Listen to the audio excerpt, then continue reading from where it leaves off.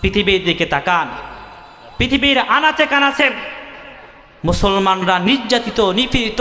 পৃথিবীর আনাচে কানাচে সবচাইতে বেশি নির্যাতিত নিপীড়িত মুসলমানদেরকে কুকুরের মতো শিয়ালের মতো গুলি করে হত্যা করা হচ্ছে। বর্তমান বিশ্বে মুসলমানদের কোনো দাম নাই, কোনো মূল্যায়ন নাই। এর একমাত্র কারণ হলো মুসলমানদের জীবনের মধ্যে, তাদের কর্মের মধ্যে আল্লাহর বিধান তথা কোরআনের হুকুম বাস্তবায়ন নাই। চিল্লায়ে বলেন ঠিক কিনা? ঠিক তেমনি ভাবে আর সমাজের দিকে তাকান, রাষ্ট্রের দিকে তাকান, সমাজের মধ্যে শান্তি নাই, রাষ্ট্রের মধ্যে শান্তি নাই। গুম হত্যায় ভরপুর, চুরি রাহাজানিতে ভরপুর, টেন্ডারবাজিতে ভরপুর। এর একমাত্র কারণ হলো সমাজের মধ্যে, রাষ্ট্রের মধ্যে কোরআনের হুকুম বাস্তবায়ন নাই। চিল্লায়ে বলেন ঠিক কিনা? কারণ যেই সমাজের মধ্যে কোরআনের হুকুম বাস্তবায়ন হবে, যেই রাষ্ট্রের মধ্যে কোরআনের হুকুম বাস্তবায়ন হবে, সেই সমাজের মধ্যে, রাষ্ট্রের মধ্যে রহমত শান্তি নাজিল করে দিবেন কে? এই জন্য বিশ্বনবীজি বলেন, ইন্নাল্লাহা ইয়ারফাউ বিহাদাল কিতাবি আকওয়ামান ওয়া ইয়াদউ বিহি আখারিন। নিশ্চয় আল্লাহ রাব্বুল আলামিন এই কোরআনের মাধ্যমে কোন জাতিকে শ্রেষ্ঠত্ব দান করে, মর্যাদা দান করে। আবার এই কোরআনের মাধ্যমে আল্লাহ তাআলা কোন জাতিকে অপদস্থ লাঞ্ছিত করেন। আর আল্লাহ তাআলা কাউকে সম্মান দিতে পারেন কি পারেন না? লাঞ্ছিত অপদস্থ করতে পারেন কি পারেন না? কারণ সম্মান দেওয়ার মালিক কে? লাঞ্ছিত অপদস্থ করার মালিক কে? আল্লাহ রাব্বুল আলামিন বলেন, ওয়া তুইজ্জু মান তাশা ওয়া তুযিল্লু মান তাশা বিয়াদিকাল খায়র। আল্লাহ তাআলা যাকে চান তাকে সম্মান দান করেন, আবার যাকে চান তাকে অপদস্থ লাঞ্ছিত করেন। কারণ সব কল্যাণ কার হাতে? সুতরাং যারা কোরআনকে মানবে, কোরআন মোতাবেক জীবন পরিচালনা করবে, আল্লাহ তাআলা তাদেরকে সম্মানিত করে দেবেন, আল্লাহ তাআলা তাদেরকে শ্রেষ্ঠ করে দেবেন। আসসালামু আলাইকুম ওয়া রাহমাতুল্লাহ। আলহামদুলিল্লাহ আলহামদুলিল্লাহ নাহমাদুহু ওয়া নাস্তাঈনুহু ওয়া নাস্তাগফিরুহু ওয়া নু'মিনু বিহি ওয়া নাতাওয়াক্কালু আলাইহি ওয়া নাউযু বিল্লাহি মিন শুরুরি আনফুসিনা ওয়া মিন সাইয়্যিআতি আ'মালিনা। মান ইয়াহদিহিল্লাহু ফালা মুদিল্লা লাহু ওয়া মান ইউদ্লিলহু ফালা হাদিয়া লাহু। ونشهد أن لا إله إلا الله وحده لا شريك له ونشهد أن سيدنا وسندنا وحبيبنا مولانا محمدا عبده ورسوله. أما بعد فأعوذ بالله من الشيطان الرجيم. بسم الله الرحمن الرحيم. ألف لام را كتاب أنزلناه إليك لتخرج الناس من الظلمات إلى النور. وقال رسول الله صلى الله عليه وسلم خيركم من تعلم القرآن وعلمه أو كما قال النبي صلى الله عليه وسلم. درود إبراهيم.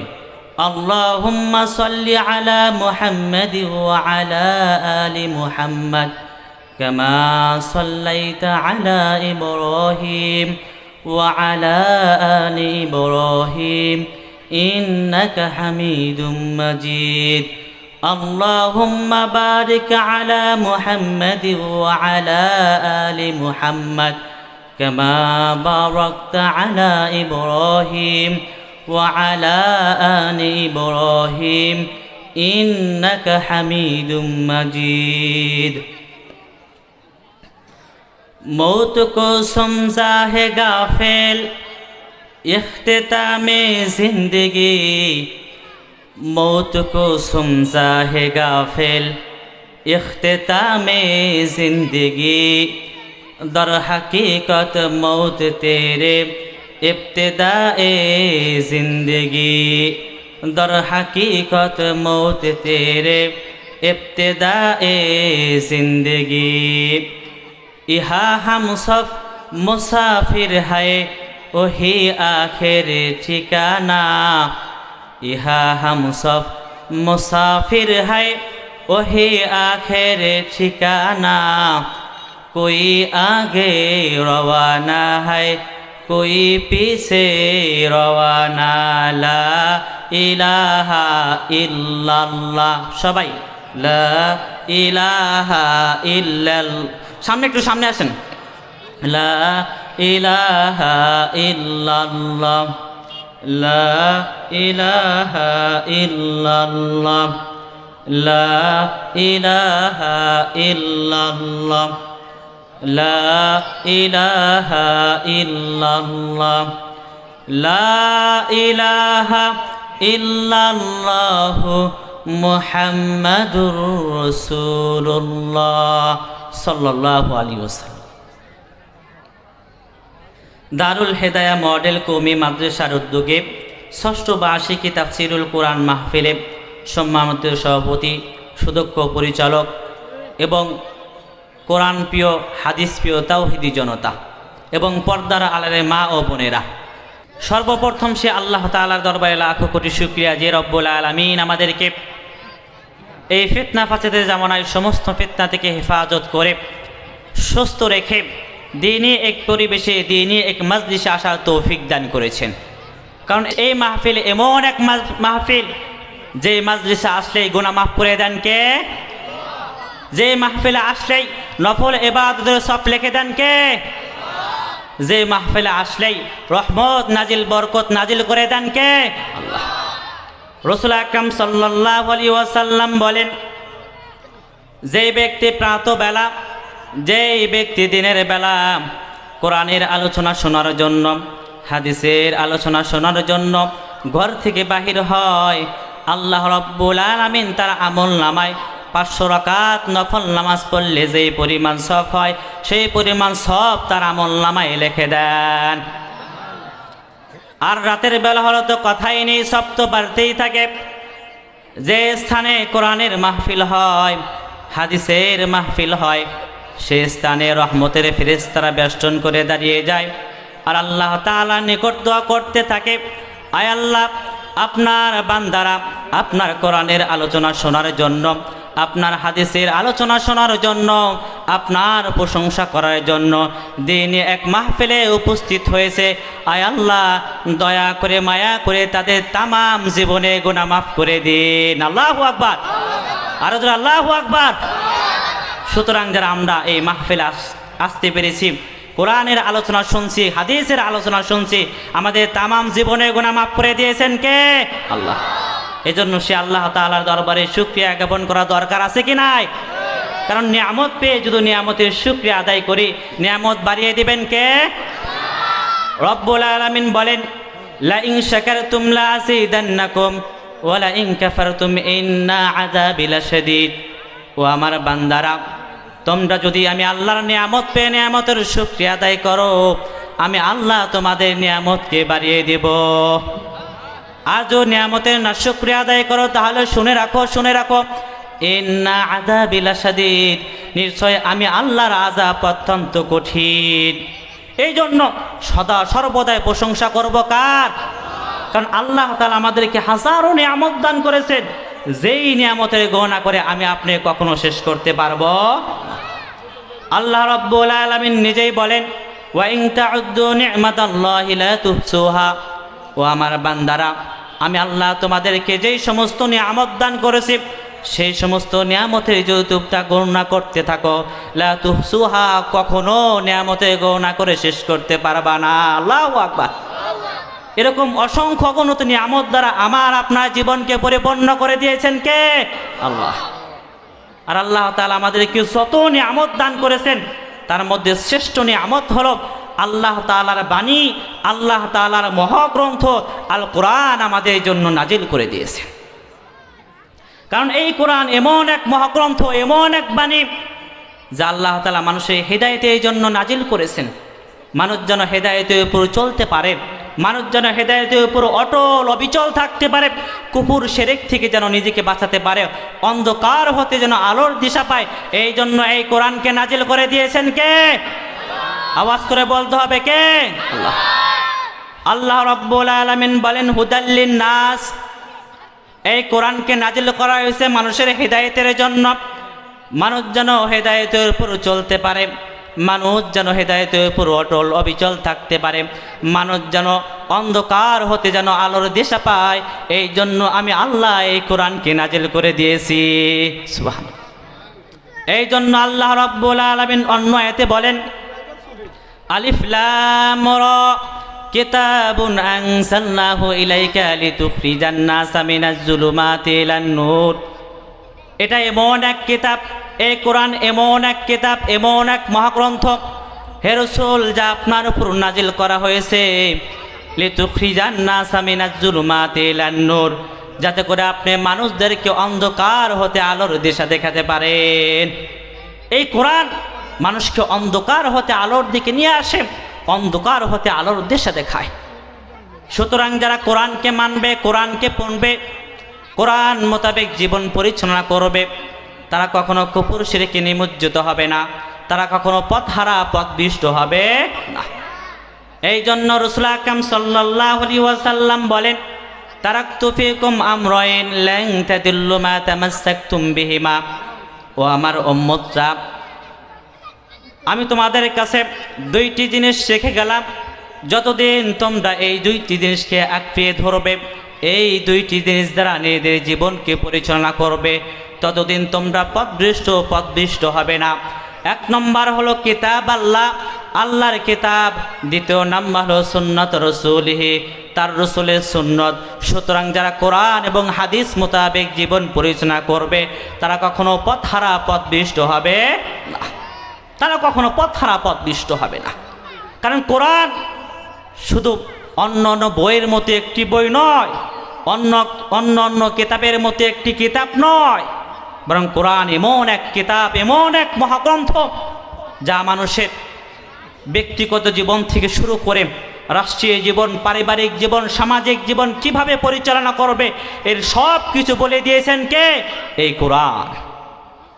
এই জন্য রব্বুল আলামিন বলেন ওয়ানাজ্জালনা আলাইকাল কিতাবা তিবয়ানান লিকুল্লি শাই হুদাও ওয়া রাহমাতাও ওয়া বুশরা লিল মুসলিমিন।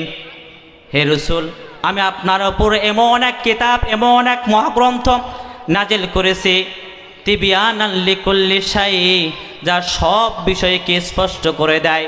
শুধু তাই নয়, হুদা ওয়া রাহমাতাও ওয়া বুশরা লিল মুসলিমিন, যে কোরআন হলো মুসলমানদের জন্য হেদায়েত, রহমত এবং সুসংবাদ। সুবহানাল্লাহ। এই কোরআন মানুষের যাবতীয় সব বিষয়কে স্পষ্ট করে দেয়। মানুষ তার জন্ম থেকে নিয়ে মৃত্যু পর্যন্ত কিভাবে পরিচালনা করবে, তার সংসার থেকে তার সংসার হতে সংসদ পর্যন্ত কিভাবে পরিচালনা করবে, তার ওঠা বসা কেমন হবে, তার ওঠা বসা কাদের সাথে হবে, তার জীবন, তার মান, তার সম্মান কার জন্য ব্যয় হবে, তার সম্পদ, তার ইজ্জত কোথায় কোন জায়গায় ব্যয় হবে, এর সব কিছু বলে দিয়েছে এই কোরআন। এই সব কিছু বলে দিয়েছেন কে? এই কোরআন। সাথে সাথে মনে রাখতে হবে এই কোরআন হলো মুসলমানদের জন্য হেদায়েত, এই কোরআন হলো মুসলমানদের জন্য রহমত, এই কোরআন হলো মুসলমানদের জন্য সুসংবাদ। সুতরাং যারা কোরআনকে পড়বে, কোরআনকে আঁকড়ে ধরবে, কোরআন মোতাবেক জীবন পরিচালনা করবে, তারা কখনো পথভ্রষ্ট, পথহারা হবে না, তারা কখনো পথহারা পথভ্রষ্ট হবে না। শুধু তাই নয়, যারা কোরআনকে মানবে, কোরআন মোতাবেক নিজের জীবনকে পরিচালনা করবে, নিজের রাষ্ট্রকে পরিচালনা করবে, নিজের সমাজকে পরিচালনা করবে, সেই সমস্ত মুসলমানদের উপর, রাষ্ট্রের উপর, সমাজের উপর রহমত, শান্তি নাজিল করে দিবেন কে? আওয়াজ করে বলতে হবে কে? আল্লাহ। আজ পৃথিবীর দিকে তাকান, পৃথিবীর আনাচে কানাচে মুসলমানরা নির্যাতিত, নিপীড়িত। পৃথিবীর আনাচে কানাচে সবচাইতে বেশি নির্যাতিত, নিপীড়িত মুসলমান। মুসলমানদেরকে কুকুরের মতো, শিয়ালের মতো গুলি করা, হত্যা করা হচ্ছে। বর্তমান বিশ্বে মুসলমানদের কোনো দাম নাই, কোনো মূল্যায়ন নাই।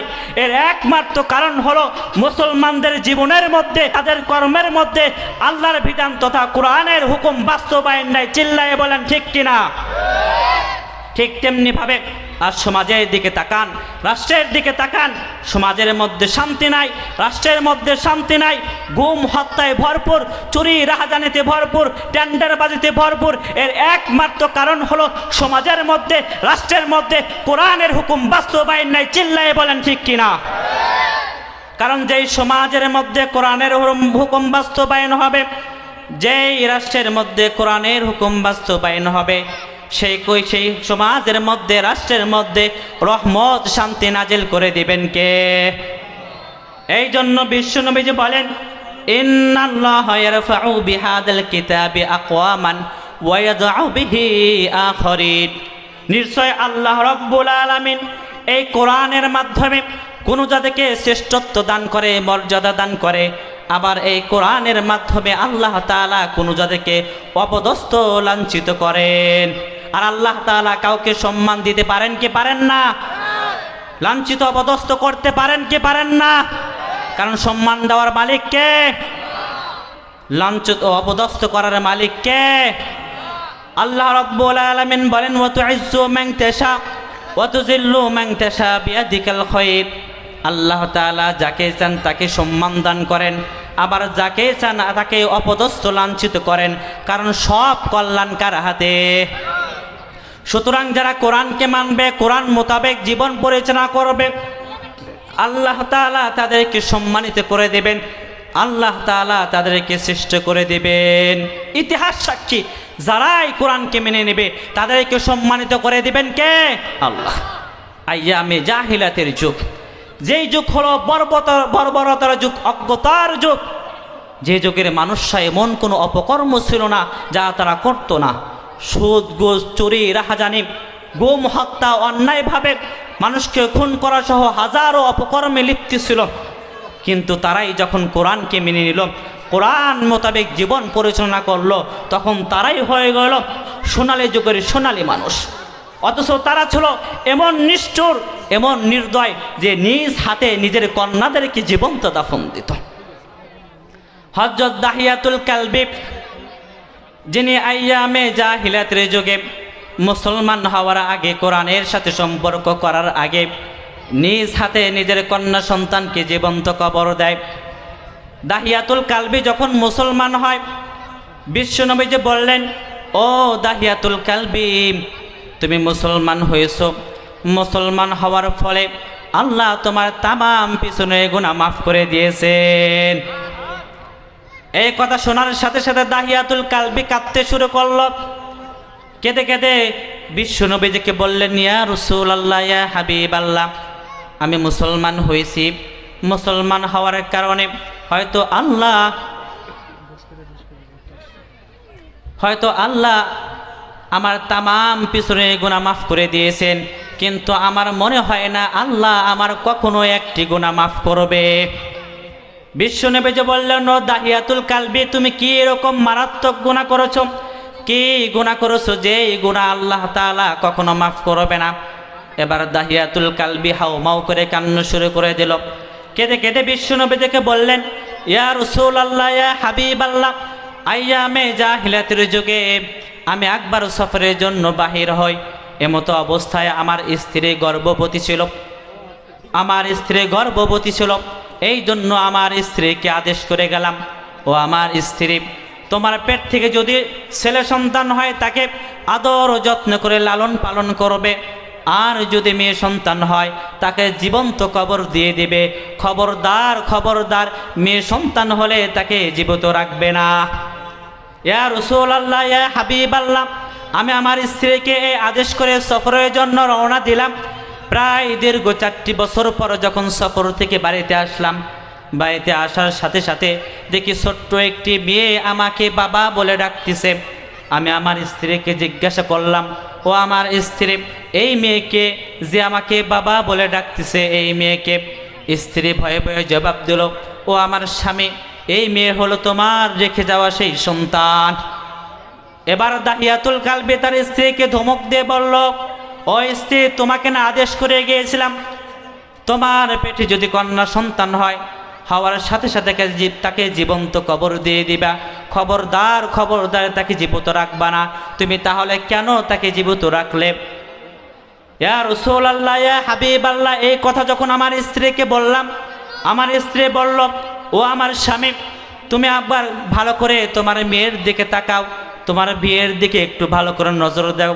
আল্লাহ তাআলা তোমাকে যত সুন্দর করে সৃষ্টি করেছে, ঠিক তেমনিভাবে তোমার মেয়েকেও আল্লাহ তত সুন্দর করে সৃষ্টি করেছে। এই জন্য তোমার মেয়ের নাম রেখেছি জামিলা। নাম কি রাখছে? জামিলা। জামিলা মানে সুন্দর। এই জন্য তোমার মেয়ের নাম রেখেছি জামিলা। এত সুন্দর মেয়েকে আমি কিভাবে জীবন্ত কবর দিব? এই কথা বলে যখন শেষ করল, দাহিয়াতুল কালবি বলতেছে, ইয়া রাসূলুল্লাহ, ইয়া হাবিবাল্লাহ, যখন রাত্র হয়ে গেল, যখন বিছানায় রাত্রেবেলায় ঘুমাতে গেলাম, আমার ছোট্ট মেয়ে জামিলা একবার মা বলে তার মায়ের কোলে ঝাঁপিয়ে যায়, আর একবার বাবা বলে তার বাবার কোলে ঝাঁপিয়ে আসে। ইয়া রাসূলুল্লাহ, ইয়া হাবিবাল্লাহ, এই অবস্থা দেখে দাহিয়াতুল কালবে বলতেছে, এই অবস্থা দেখে আমার ছোট্ট মেয়ে জামিলার প্রতি আমার মায়া হলো। আমি সিদ্ধান্ত নিয়ে নিলাম, না না, আমি এই মেয়েকে কখনো জীবন্ত কবর দেব না। কিন্তু পরক্ষণে শয়তান আমার মধ্যে ধোঁকা দিতে লাগলো, ও দাহিয়াতুল কালবি, তুমি তোমার মেয়েকে যদি জীবন্ত রাখো, তুমি যদি তাকে জীবন্ত কবর না দাও, তাহলে সমাজে কিভাবে মুখ দেখাবে? তোমার বন্ধু বান্ধবদের সাথে কিভাবে মুখ দেখাবে? ও দাহিয়াতুল কালবি, কিভাবে তুমি সমাজে ঘোরাফেরা করবে? এই জন্য দাহিয়াতুল কালবি বলতেছে, ইয়া রাসূলুল্লাহ, ইয়া হাবিবাল্লাহ, এই জন্য আমি সাথে সাথে সিদ্ধান্ত নিয়ে নিলাম, না না, আগামীকালকে আমার ছোট্ট মেয়ে জামিলাকে আমি জীবন্ত কবর দিয়ে দিব। এই জন্য যখন সকাল হলো, আমি আমার স্ত্রীকে বললাম, ও স্ত্রী, তুমি জামিলাকে সুন্দর করে গোসল করে দাও, আমি জামিলাকে নিয়ে ঘুরতে বের হব। আমার স্ত্রী শোনার সাথে সাথে জামিলাকে সুন্দর করে গোসল করে নতুন জামা পরিধান করে দিল এবং জনমের মতো 2 লোকমা খাবার তার মুখে তুলে দিল। ইয়া রাসূলুল্লাহ, ইয়া হাবিবাল্লাহ, এরপর আমি আমার জামিলাকে নিয়ে রওনা হলাম।